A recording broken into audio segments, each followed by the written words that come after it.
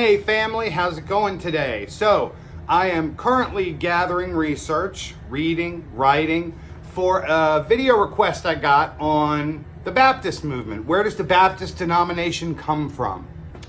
And I had to stop. I'm partway into the research, but I have to be honest with you.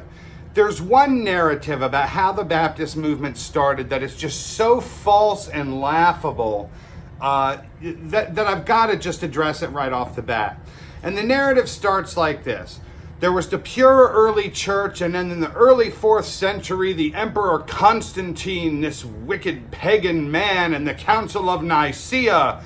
But there was always groups of Christians that hid in the woods and held to the true word of God. And then later, this wicked man, Augustine, talking about Augustine of Hippo, who lived like 300 years later. I guess the 300-year gap between Constantine and Augustine don't mean anything.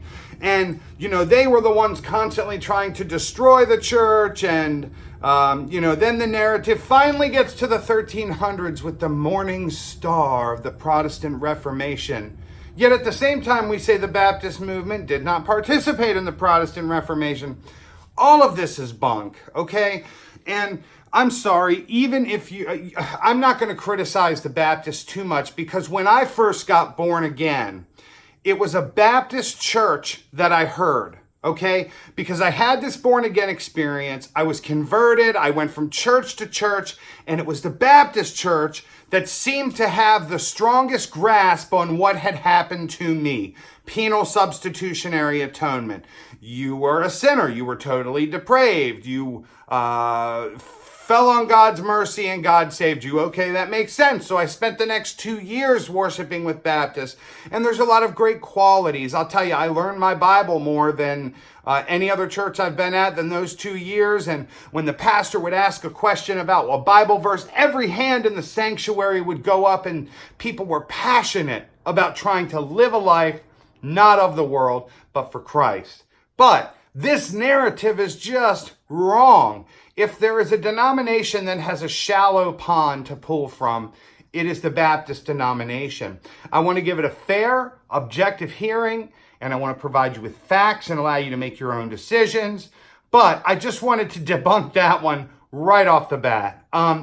Anybody who studies church history has got to understand the early church councils, at least the first 7, because guess what? During the Protestant Reformation and toward the end, what was agreed upon was all the denominations on both sides saying, okay, yeah, we can at least agree on the first 7 ecumenical church councils.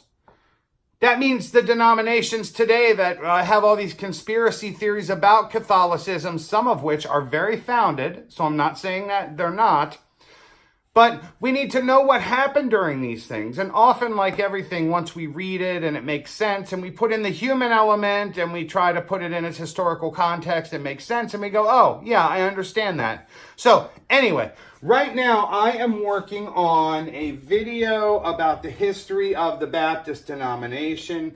In addition to many other videos, I'm also working on the podcast as usual. Go to amazon.com/author/Nicholas Garrett, and you can buy any of my books. They're all cheap. The whole Just Tell Me the Truth series, $7.99 on paperback.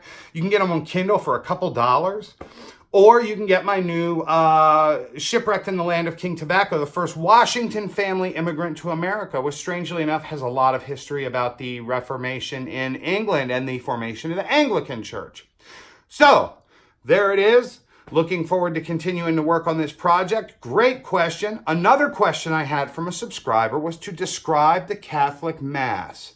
And it gave me an idea about how we can take this wonderful work we've been doing and the progress we've made this year and take it a step further.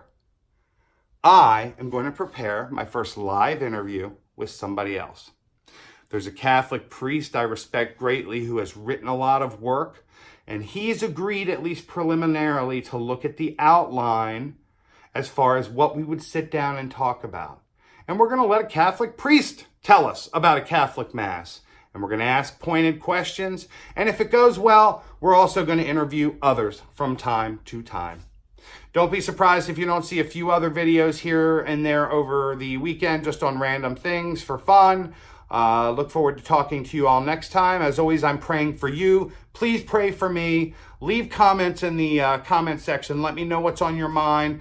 Help me out. Subscribe. Make sure your notification bells are on. Share. If there's any video of mine that you've watched that you really like, share it with a friend. Help me to build this channel. I'm also over on BitChute. You can help me build my Twitter. You can help me build my Facebook.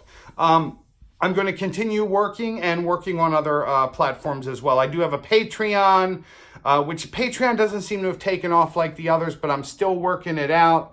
Look forward to talking to you all next time. Thank you.